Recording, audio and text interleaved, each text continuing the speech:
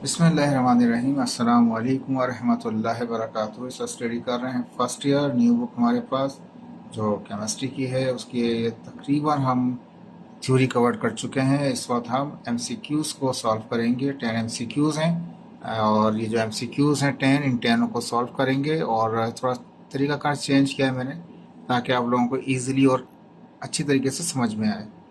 तो ये एमसीक्यूज़ का आज का टॉपिक रहेगा हमारे पास। और उसके बाद क्या कहते हैं, हम आगे जाके इसके अंदर जो प्रॉब्लम्स हैं वो भी हम साथ साथ करेंगे। थ्योरी के जो क्वेश्चंस हैं शॉर्ट में हो चाहे लॉन्ग में हो वो मैं आपको पहले ही करवा चुका हूँ, उसकी ज़रूरत नहीं पड़ेगी आपको। बस आप लोगों को सिर्फ प्रॉब्लम के ऊपर फोकस करना होगा और अपना जो टाइमिंग होगा सॉल्विंग की उसको स्पीड अप करना होगा। इस चीज़ को याद रखें। केमिस्ट्री में फिजिक्स में प्रॉब्लम ज़्यादा हैं और उन प्रॉब्लमों की जितनी प्रैक्टिस करेंगे इतनी ही जल्दी आप उसको सॉल्व कर सकेंगे। तो कहने का मकसद ये कि रोज़ का लेक्चर रोज़ ही फिनिश करें, नहीं तो ये आखिर में जाके ये काम इतना हो जाएगा फिर भाई कवर्ड नहीं होगा। इतने घंटे भी लगा लेंगे आप, ये इतने घंटों में नहीं होगा कवर्ड फिर। ठीक है, मैं स्टार्ट करता हूँ यहाँ पे एमसीक्यूज। और एमसीक्यूज में पहला एमसीक्यूज है हमारे पास, पार्ट 1 है इसका। The volume occupied by a oxygen gas. Oxygen gas ने कुछ वॉल्यूम घेरा हुआ है, ठीक है, कुछ ऑक्यूपाई किया हुआ है कुछ वॉल्यूम को ऑक्सीजन गैस ने। At STP standard temperature pressure पे। याद रख लीजिए, जब भी एसटीपी की बात करेगा तो एक मोल जो होगा, 1 मोल जो होगा किसी भी गैस का, वो ऑक्यूपाई करेगा स्पेस कितना, 22.4 cubic decimetre.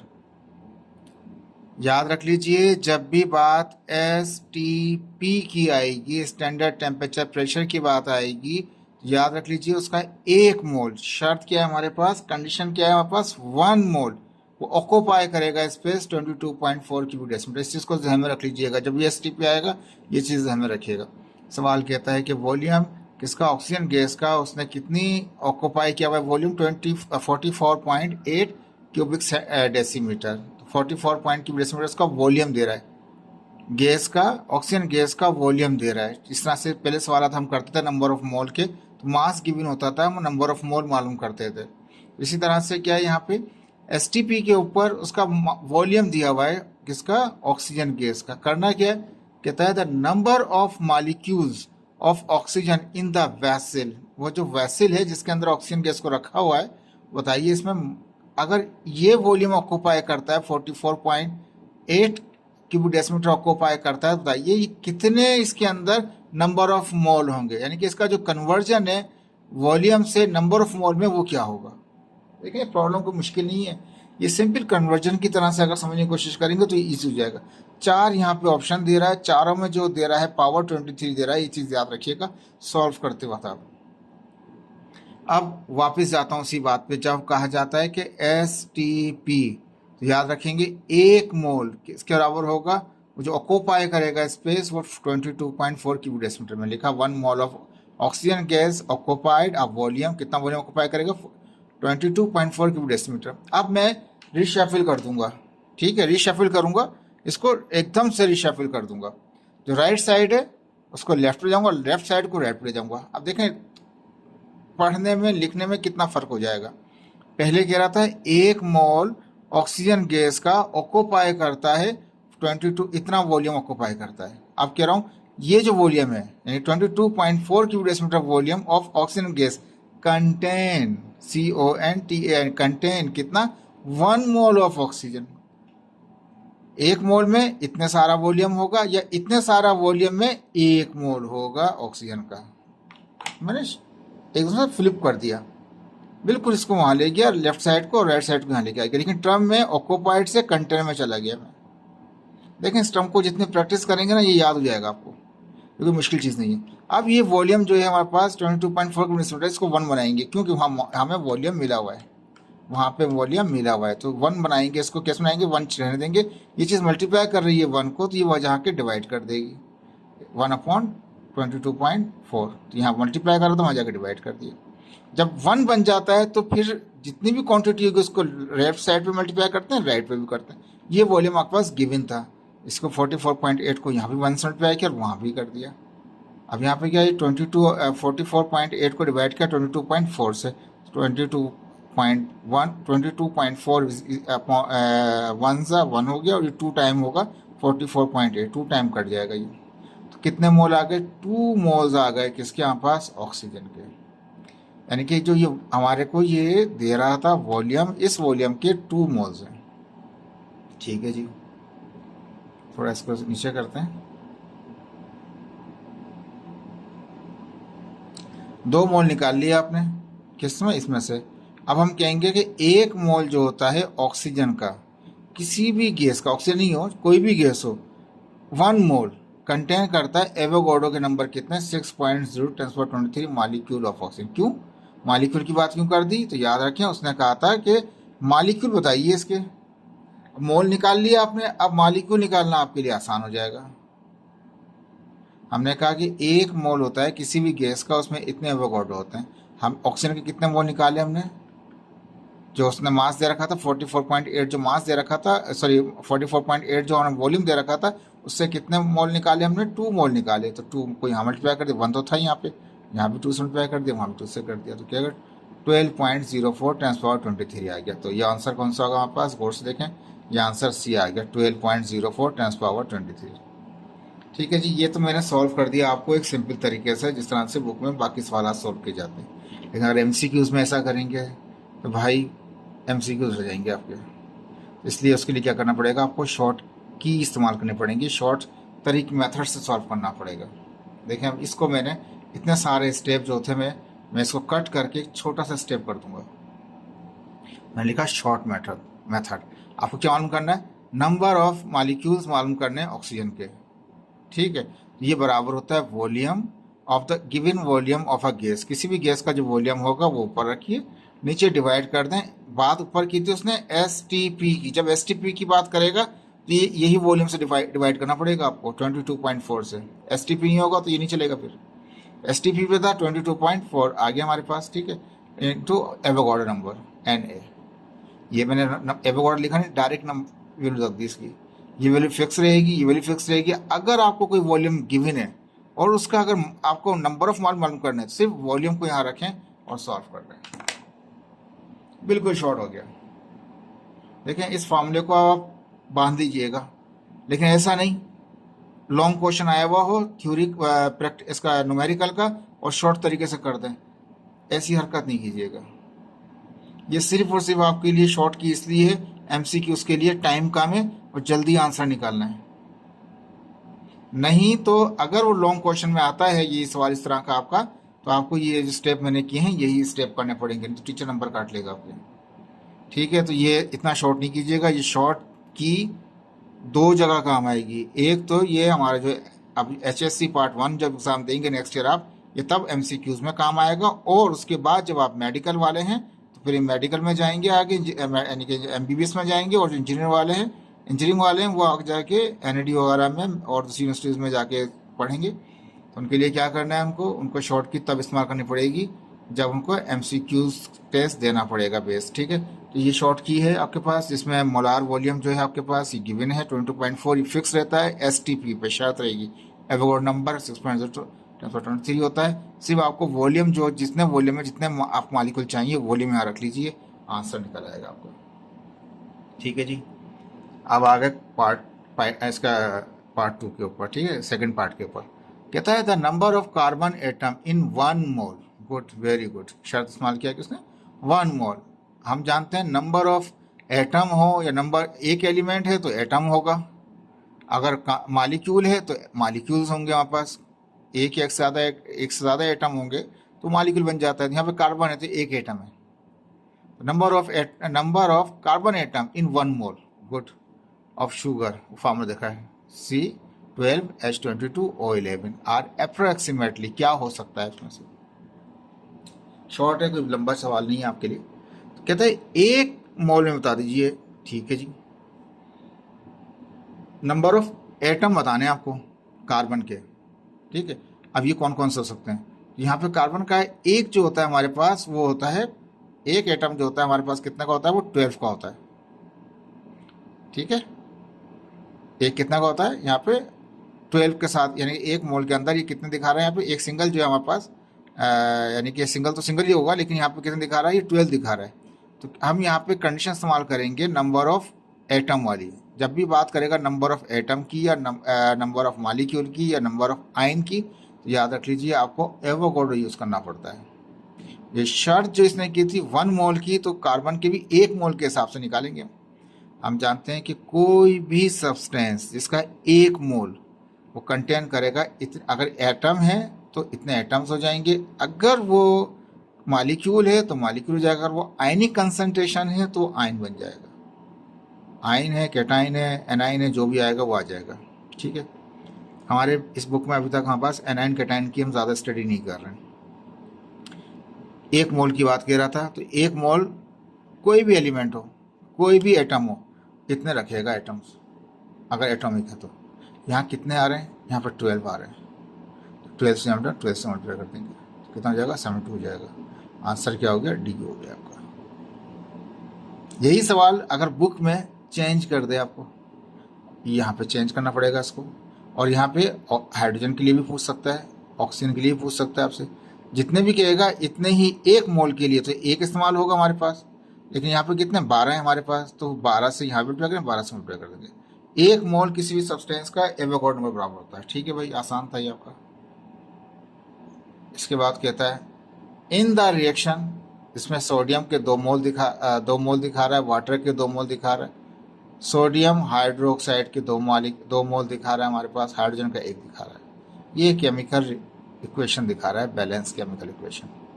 If 23 gram of sodium react with excess of water, वो वेरी गुड। क्या कहता है कि 23 ग्राम तो आपको सोडियम दे रहा है, लेकिन वाटर जो है वो एक्सीज है। अभी जो लेक्चर मैंने प्रीवियस डिलीवर्स किए हैं उसमें लिमिटिंग रिएक्टेंट डिलीवर किया है, तो लिमिटिंग रिएक्टेंट में बताया था जो एक्सीज जो रिएक्टेंट होता है उसको यूज़ ही नहीं करते। वो ऐसा होता है कि वो रिएक्ट में इस्तेमाल तो होता है रिएक्शन के अंदर, लेकिन उसकी क्वांटिटी बच जाती है, तो कभी भी उसको एज ए लिमिटिंग रिएक्टेंट नहीं कहते उसको। तो इसका मतलब है जो एक्सीज वाला वाटर होता है उसके नंबर ऑफ मोल को निकालने की ज़रूरत ही नहीं है। और ये कहाँ पर है, वाटर रिएक्टेंट के अंदर है, तो ये एक्सीज रिएक्टेंट है। तो दूसरा वाला क्या होगा, वो लिमिटिंग रिएक्टेंट होगा। जब वो ख़त्म हो जाएगा तो रिएक्शन क्या होता है, अचानक से एकदम से क्या होता है, वो स्टॉप हो जाता है। ठीक है, ये मैंने बहुत अच्छी तरह से डिफाइन किया है, आप वहाँ जाके लेक्चर देखिए, आपको समझ में आ जाएगा। ठीक है जी, अब यहाँ पे सोडियम है, वाटर है, सोडियम हाइड्रोक्साइड है और हाइड्रोजन गैस है। आपका 23 ग्राम सोडियम थे, रिएक्ट कर रहे थे, मास मिला हुआ है इसका। ठीक है, with axis of water, water axis quantity में, तो इसका मतलब इसको इस्तेमाल नहीं करेंगे, इसका नंबर ऑफ मोल की कोई कहानी नहीं है यहाँ पास। जो कुछ भी करेंगे सोडियम से इस्तेमाल करेंगे। ठीक है, क्या कहता है यहाँ तक तो उसे समझा दिया आपको और बता दिया कि वाटर यूज़ नहीं होगा, सिर्फ सोडियम यूज़ होगा, वो लिमिटिंग रिएक्टेंट है। The volume of hydrogen gas, अब हाइड्रोजन गैस का जो वॉल्यूम है liberated at S T P वही आ गया, स्टैंडर्ड टेम्परेचर प्रेशर के ऊपर, तो उसका जो वॉल्यूम होगा वो 22.4 होगा। ठीक है ना, वो चीज़ भी ध्यान में रखिएगा आप। अब यहाँ पे ये 3-4 ऑप्शन दे रहा है, आपके पास कौन सा हो सकता है। हम लॉन्ग तरीके से देख रहे हैं इसको। 2 है हमारे पास यहाँ पे सोडियम के, लेकिन उसके मास कितना दे रहा है, क्या उसका 23 ग्राम दे रहा है। तो नंबर ऑफ मोल निकाल लें सबसे पहले। हमने लिमिटिंग रिएक्टेंट में यही किया था, नंबर ऑफ मोल निकालते थे उस सब्सटेंस के। नंबर ऑफ मोल क्या होंगे, mass of sodium divide by molar mass of sodium. Mass कितना है, वो भी 23 है। उसका जो मोलार मास होता है वो भी 23 होता है, यानी एटॉमिक नंबर भी उसका 23 होता है पास, एटॉमिक मास होता है पास। 23 का दिया, क्या आ गया, 1 आ गया पास। एन इज इक्वल टू क्या आ गया पास, 1 आ गया, 1 मोल आ गया इसका। ठीक है, अब इसके 2 से कितने प्रोड्यूस हो रहे हैं, 1 हो रहा है, हमें तो हाइड्रोजन मालूम करना है, तो 1 से कितना होगा, 1/2 जाएगा। तो according to reaction balance equation, ये मैंने प्रॉब्लम अच्छी तरह से कराया मैंने आपको, तो फिर भी दिखा रहा हूँ। तो 2 से कितना हो रहा है, 1 हो रहा है। 2 mole of sodium produce, 2 mole sodium के प्रोड्यूस कर रहा है, 1 मोल किसका, हाइड्रोजन का। 1 कितना करेगा, 2 मल्टीप्लाई कर 2 जाकर डिवाइड कर देगा, 1/2 हो गया। 0.5 भी कह सकते हैं आप, आपके अपने ऊपर डिपेंड करता है। ठीक है, तो अकॉर्डिंग टू क्वेश्चन, अब नंबर ऑफ मोल तो आ गया आपके पास, किसके, यहाँ पे हाइड्रोजन के आ गए। तो हम क्या करेंगे, नंबर ऑफ मोल आ गए, हमें क्या मालूम करना है, हमें वॉल्यूम मालूम करना था। तो number of mole is equal to volume of hydrogen divide molar volume of hydrogen. ठीक है जी, और ये जो वॉल्यूम है तो आपको मालूम करना है, और जो मोलार वॉल्यूम होता है किसी भी सब्सटेंस का, किसी भी गैस का, यानी कि वो 22.4 क्यूबिक डेसीमीटर होता है। ये फिक्स होता है, कांस्टेंट होता है। ये डिवाइड कर रहा है, ये वहाँ जाकर मल्टीप्लाई करेगा, तो 1/2 मल्टीप्लाई करेगा 22.4, वॉल्यूम आ जाएगा किसका, हाइड्रोजन का। कितना आ गया, 11.2 आ गया। तो आंसर आंसर क्या था उसका, 11.2 ए था आंसर आपका। ये तो हो गया लॉन्ग। ठीक है, अगर शॉर्ट करना पड़ जाए फिर क्या करेंगे आप, तो बहुत डायरेक्ट करना पड़ेगा आपको जब। ठीक है, अब मैंने यहाँ पे इसको वापस थोड़ा सा इसको वापस चलते हैं वहाँ पे रिएक्शन की तरफ। रिएक्शन में क्या था, सोडियम है, सोडियम का मास भी है। जो मास सब्सटेंस का मिला हुआ होगा फ़ौरन उसके एटॉमिक नंबर से डिवाइड कर दें। एटम है, अगर मालिक्यूल तो मालिक्यूल नंबर से उसको डिवाइड कर दें मोलार मास से, उसके फ़ौरन नंबर ऑफ मोल आ जाएंगे। ठीक है, ये इतना बड़ा फॉर्मूला की जरूरत नहीं है, इजी वन लाइन में करेंगे। देखें अभी यहाँ क्या किया मैंने, नंबर ऑफ मोल निकाले, जो उसका मास दिया हुआ था उसके एटॉमिक नंबर से डिवाइड कर दिया, 1 आ गया। फिर 2 मोल, फिर ऊपर वापस चलते हैं रिएक्शन में। कुछ लंबी कहानी लिखने की जरूरत ही नहीं है, 2 से 1 हो रहा है तो 1 से कितना होंगे, 1/2 हो जाएगा। यहाँ लिखा 2 से 1 मोल हो रहा है तो 1 से कितना, 1/2 0.5 हो गया। जितने भी मोल आ गए उसको मल्टीप्लाई करते हैं आप 22.4 से। वॉल्यूम मालूम करना है तो क्या करेंगे, नंबर ऑफ मोल को मल्टीप्लाई कर देंगे 22.4 से। मोल कितने, 0.5 है तो 0.5 मल्टीप्लाई कर दें 22.4 से। 1 2 3, 3 हमारे पास स्टेप हैं, 3 स्टेप के अंदर ही आपका सॉल्यूशन हो जाएगा। ये समझ में आ रही है बात आपको। जो भी एलिमेंट है, मॉलिक्यूल है, जो भी है, जो भी इसका मास मिला हुआ है उसको उसके एटॉमिक है तो एटॉमिक मास से डिवाइड कर दें, मोलार मास से जो भी करें मोलार मास से डिवाइड कर दें, नंबर ऑफ मोल आ जाएंगे। रिएक्शन में फ़ौरन जाएं कि उससे कितने प्रोड्यूस हो रहे हैं। वहाँ पे 2 मोल सोडियम प्रोड्यूस करा था, 1 मोल, तो 1 कितना करेगा, वो वहाँ जाके 2 यहाँ मल्टीप्लाई कर देगा। कहीं पे ऐसा होगा 3 मोल से कुछ हो रहा होगा, वो सब यहाँ पे 1 कर देते हैं। जितने भी नंबर ऑफ मोल देते हैं फाक से दोनों सेम सेम थे। अगर सेम सेम नहीं होते, अगर ये और ये सेम नहीं होते तो जितने भी होते, अगर 2 3 4 5 6 जितने भी होते उनको यहाँ मल्टीप्लाई करते, यहाँ पे मल्टीप्लाई कर देते। पहले स्टेप में नंबर ऑफ मोल निकाल, दूसरे स्टेप में 2 लाइन के अंदर ही उसके नंबर ऑफ मोल निकाल लिए हमने जिसको प्रोड्यूस करना था। वॉल्यूम कैसे निकलेगा, ये फिक्स है 22.4, इसको मल्टीप्लाई कर दे नंबर ऑफ मोल से। बहुत ईजी हो गया भाई साहब ये। ठीक है जी, होपफुल आपको समझ में आ रहा होगा ये। देखें इसकी प्रैक्टिस करनी पड़ेगी आपको बहुत अच्छी तरीके से। ठीक है, अब क्वेश्चन नंबर आपके पास 4 आ गया इसका। कहता है विच of the following sample of the substance contains same number of atom is date of 20 gram calcium. कहता है जितने number of mole, number of atom है कैल्शियम, एलिमेंट है ना, एटम होंगे, मालिक्यूल तो होने से रहे, तो जितने भी नंबर ऑफ एटम होंगे कैल्शियम के 20 ग्राम में, इतने ही इनमें से किसके मोल बराबर होंगे। यानी कि जो मोल, सॉरी, जो नंबर ऑफ एटम जो इसके निकलेंगे हमारे पास, number, same number of atom, ठीक है ना, सेम नंबर ऑफ एटम जो इसके निकलेंगे वही इनमें से किसके निकलते हैं। ठीक है, तो विच of the following sample contain the same number of atom. ठीक है, तो हम यहाँ पे क्या करेंगे, ये जो हमारे पास है नंबर ऑफ एटम वही होंगे जो नंबर ऑफ मोल से निकालेंगे। ठीक है ना, अब इसको भी थोड़ा समझा दूंगा एटम वाली कहानी को आपके। अब यहाँ कहता है कि 20 ग्राम कैल्शियम था, अगर इसके नंबर ऑफ मोल निकालें तो क्या करना पड़ेगा, इसके मास को डिवाइड कर देंगे इसके मोलार मास से। ये मास 20 था, कैल्शियम का कितना होता है, Ca का, Ca का होता है 40, 20 डिवाइड करें 40 से तो 0.5 आ गए। जितने भी मोल आएंगे उसको मल्टीप्लाई कर दें एवोगाड्रो से, तो वही अगर एलिमेंट है तो क्या होगा, उसके एटम्स कहलाएगा। तो मैं इसको फर्दर नहीं बढ़ा रहा, मैंने यहीं पे स्टॉप कर लिया कि जितने नंबर ऑफ मोल मुझे मिलेंगे इसके इतने ही मोल आने चाहिए इनमें से किसी के। ठीक है, देखें दोबारा सवाल समझाता हूँ आपको। कहता है कोई सैंपल है, उसके नंबर ऑफ एटम सेम है जो कि कैल्शियम के हैं, जैसे कैल्शियम के निकलते हैं नंबर ऑफ एटम, ऐसे ही इनमें से किसके निकलते हैं वो मालूम कीजिए। नंबर ऑफ एटम का मतलब ये होता है कि नंबर ऑफ मोल जो होते हैं उनको मल्टीप्लाई करना पड़ता है एवोगाड्रो नंबर से, तो पता जाता है कि इसमें नंबर ऑफ एटम कितने हैं। हम एवोगाड्रो तो फिक्स क्वांटिटी है, तो इसका मतलब वो वेरी करेगा, नंबर ऑफ मोल्स की जैसे वेरी कर रहा होता है एवोगाड्रो नंबर। इसका मतलब नंबर ऑफ मोल निकाल लें, सब में से जिसके निकलेंगे वो इक्वल होगा।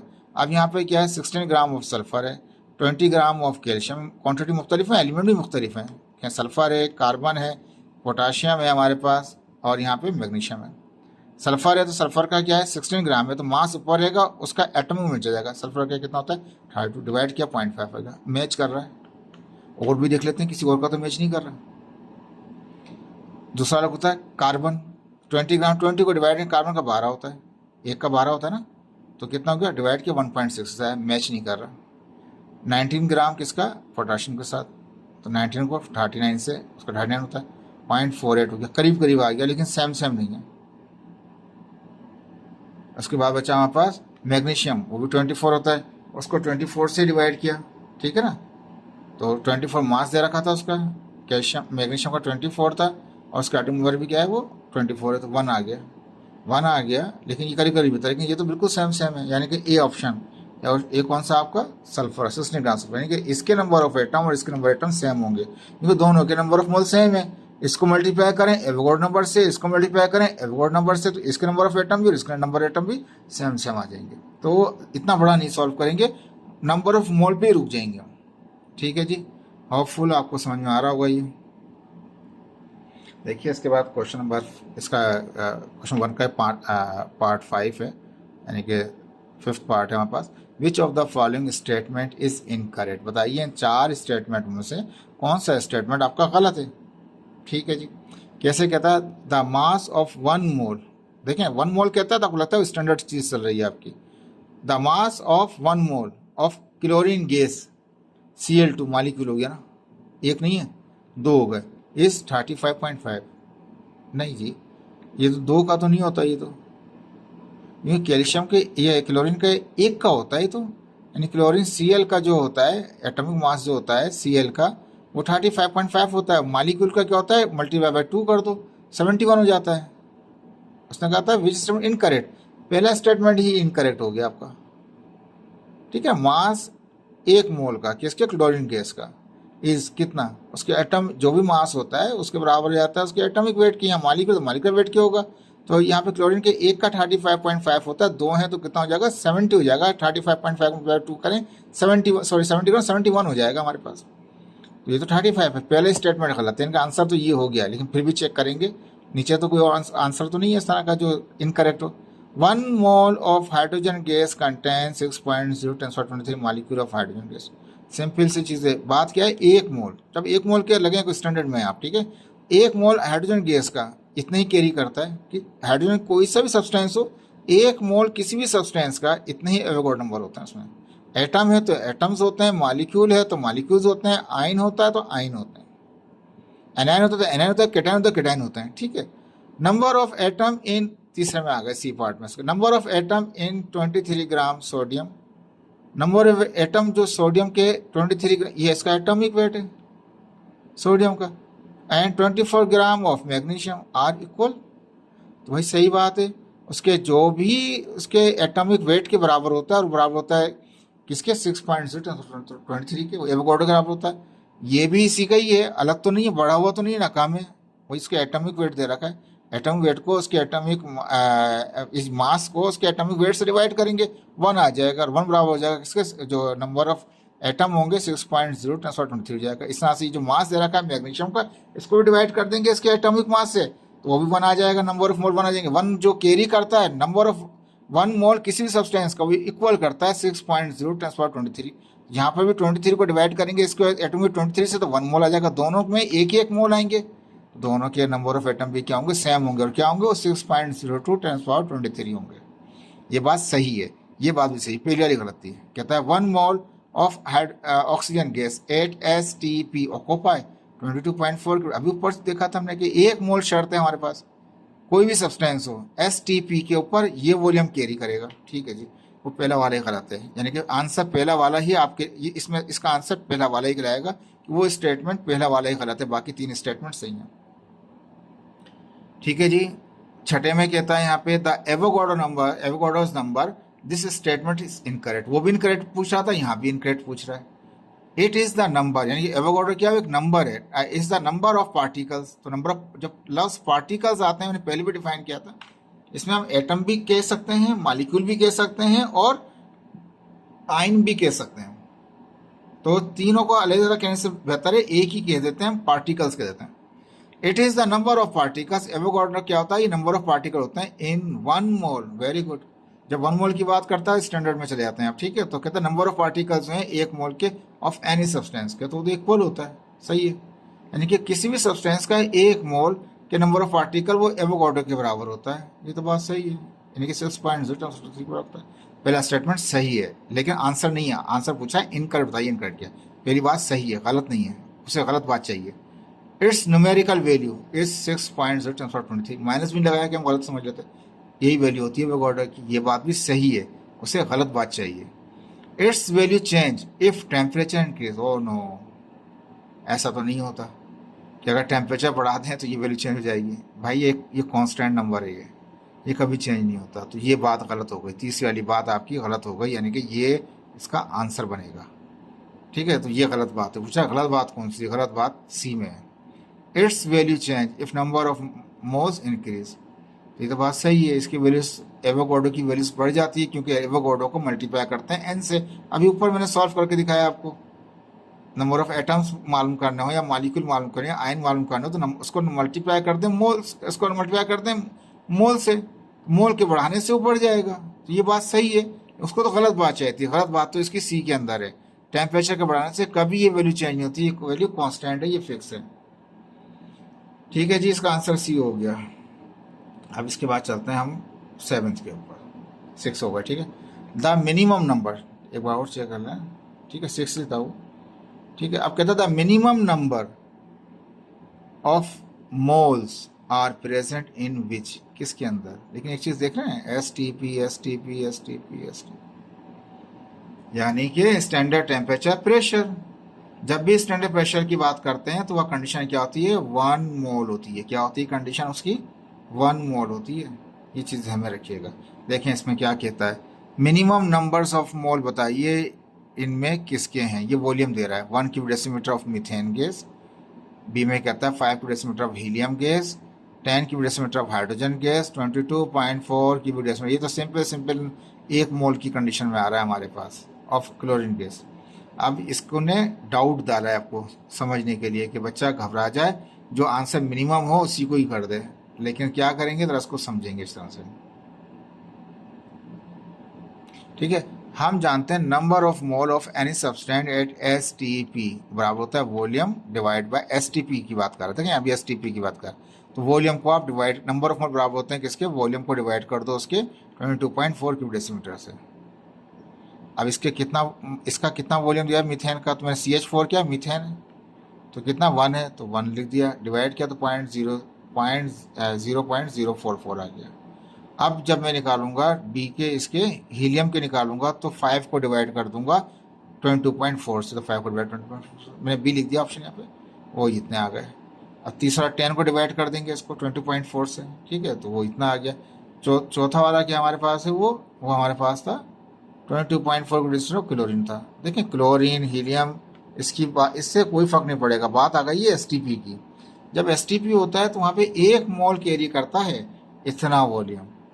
तो इसमें देखें नंबर ऑफ मोल 0.004 आ गया, 0.223 आ गया, 0.44 आ गया, 1 भी आ गया। अब लोग इसका आंसर कह देंगे जी सबसे कम जो है इसके अंदर हमें ये नजर आ रहा है, हम तो इसको देंगे आंसर। वैल्यूज की बात नहीं कर रहा, उसने कंडीशन लगा दी यहाँ पे एसटीपी की। तो एसटीपी के ऊपर ये वॉल्यूम किसका होता है, जब नंबर ऑफ मोल 1 होते हैं।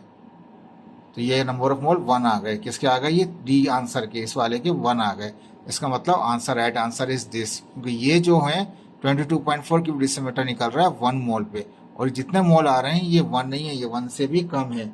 एसटीपी के ऊपर शर्त है आपके पास, जो लिमिट है उसकी वो 1 मोल है, 1 मोल। इसमें से ना इसके 1 मोल निकला, ना इसका 1 मोल निकला, ना इसका निकला हमारे पास। इसका मतलब ये कि ये तो लेस देन हो गया 1 मोल से। तो ये तीन, ये ए बी और सी उस कैटेगरी में ही नहीं आते, क्योंकि ये जब तक 1 से ज़्यादा मोल नहीं होंगे, जब से उससे ज़्यादा वो वॉल्यूम कैरी नहीं करेगा।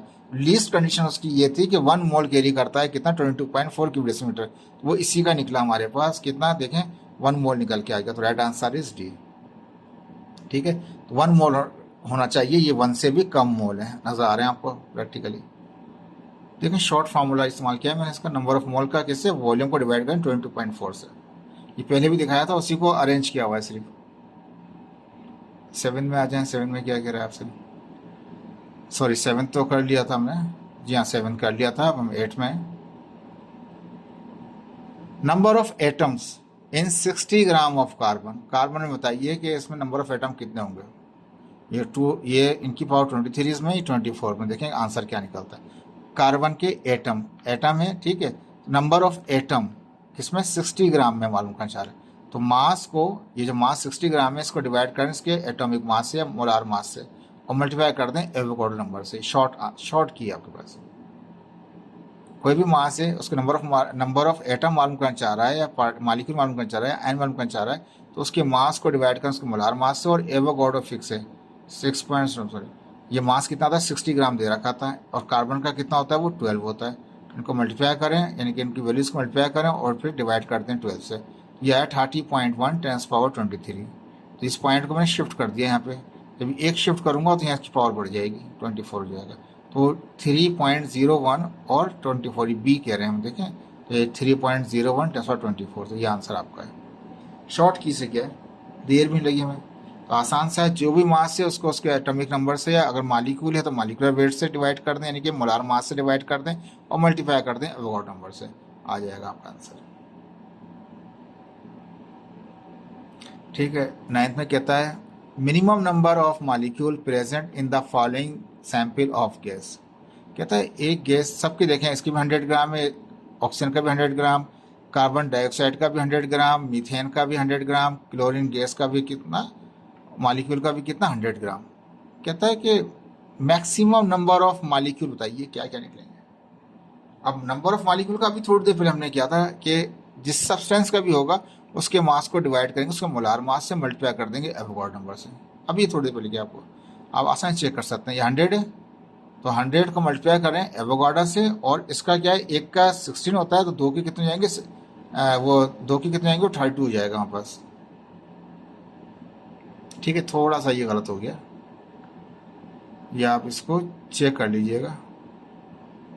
ये मैं जल्दी के अंदर लिख गया, इसको आप चेक कर लीजिए इसको।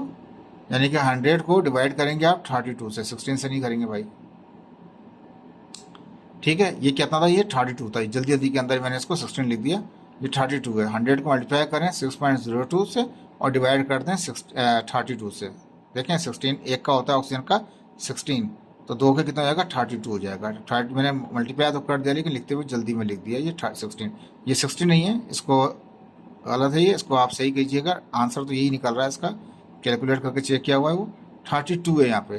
ठीक है, क्योंकि वो 16 एक का होता है, दो के मिलेगा तो 32 हो जाएगा। डिवाइड करेंगे इसको तो 3.01 10 पावर 24 आ गया। ठीक है, 23 से 24 आया। अब दूसरा वाला क्या था, मीथेन था, 100 ग्राम था, तो 100 को मल्टीप्लाई किया इससे। लेकिन कार्बन का कितना होता है 12 और 4 उसको मिल जाएंगे 16। ये सही है, इसका मल्टीप्लाई किया 3.7 10 पावर 24 आया। देखें सेम नहीं था, वो गलत था, ये यहाँ लिखने में गलती हो गई, कैलकुलेट करते हुए जल्दी किया उसको। अब कार्बन डाइऑक्साइड में चेक करेंगे तो 100, हर एक का 100 था। कार्बन के 12 होते हैं, 16 दूनी 32, 32 से 12 44 हो गए। दोनों को मल्टीप्लाई किया, डिवाइड बाई इससे कर दिया, 13.68 10 पावर 23। ये भी 23 है, लेकिन ये क्या है 24 में दिखा रहा है आपके पास। सॉरी, ये 24 है, ये भी 24 है, ये 23 में दिखा रहा है आपको। क्लोरीन वाला कौन सा था, वो भी 100 ग्राम थे हमारे पास। एक का 35.5 होता है, जो भी हमने चेक किया था एक सवाल जो गलत वाला था, और दो होंगे तो 71 हो जाएगा। 100 को मल्टीप्लाई किया 6.02 से और डिवाइड करें 71 से, मल्टीप्लाई कर दिया 1023 से, तो 8.47 10 पावर 23। 23 है, 10 पावर 23 है, ये दो तो पीछे रहेगा रेंज के अंदर। वो कह रहा है मैक्सिमम कौन सा है, बचे कौन से, ये दो बचे हमारे पास 3.01 और 3.7, तो कौन सा हो गया, ये वाला हो गया हमारे पास मीथेन वाला, यानी कि B is the right answer. देखें कुछ भी नहीं किया, जो भी मास मिलेगा उसको डिवाइड करेंगे उसके मोलार मास से और मल्टीप्लाई कर देंगे एवोगाड्रो नंबर से। ये यहाँ ये गलती हो गई थी लिखने के अंदर, लेकिन ये 32 लिख के ही मैंने सॉल्व किया हुआ है। ठीक है, इसके बाद आ गया इसका 10th पार्ट, लास्ट है इसका। जर्नली एक्चुअल यील्ड इज, जो एक्चुअल का मतलब होता है प्रैक्टिकल यील्ड क्या होती है, greater than theoretical.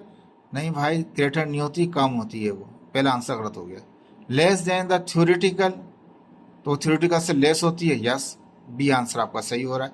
Equal to the theoretical, equal नहीं होती, वो लेस ही होती है। प्रैक्टिकल यील्ड हमने पढ़ा था कि वो एररों की वजह से, ठीक है, प्रोसेस में लॉसेस की वजह से हमारे पास क्या होता है, उसका जो अमाउंट होता है वो कम होता है, और थ्योरेटिकल क्या होता है वो ज़्यादा होता है। ये जो एक्चुअल यील्ड है इसको प्रैक्टिकल यील्ड भी कहा जाता है, वो कम ही होती है थ्योरेटिकल रेट से। इसका बी आंसर सही है। पहला वाला ग्रेटर तो कभी नहीं होती, इक्वल भी नहीं होते, some time greater some time less than. जी जी, ऐसा नहीं हो रहा, ना ज़्यादा ना कम वाला, ऐसा नहीं हो रहा। दोनों गेम ही खेल रहा वो, 50-50 नहीं है वो। ठीक है, तो ये आंसर इसका जो लेस है थ्योरेटिकली। आप लेक्चर देख लीजिए, हमने बहुत सारे इसके प्रॉब्लम भी करवाए और पेपर में आ सकते हैं आपके वो। इसका आंसर बी है। देखिए, होपफुल आपको समझ में आया होगा ये तरीकाकार मेरा, जिसमें मैंने कोशिश किया आपको इजी तरीके से सॉल्व करके दिखा दिया जाए, ताकि आप उसको समझ लें अच्छी तरह से। इसकी प्रैक्टिस कीजिए, और इसकी प्रैक्टिस में अपने ऐसा जो आंसर निकाल रहे हैं वो जल्द से जल्द निकालने की प्रैक्टिस कर रहे हैं, ताकि ये कि आपको पेपर के अंदर परेशानी नहीं हो। ठीक है, okay okay, thank you so much, अल्लाह हाफिज़।